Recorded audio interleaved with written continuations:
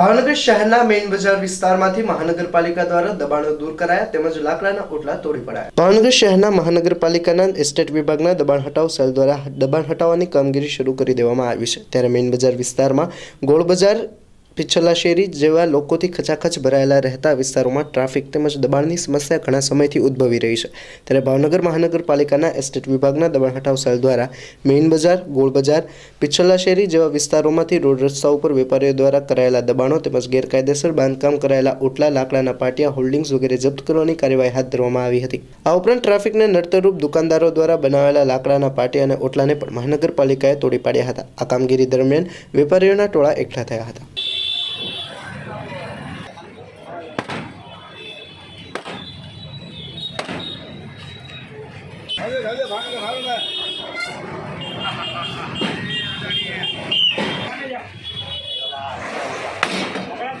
Hello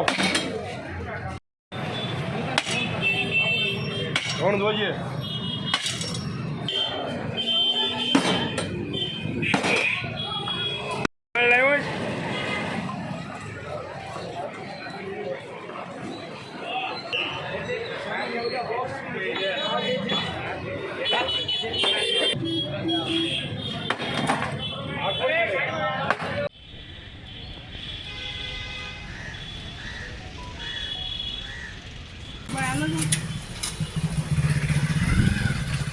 આ photo નાખો।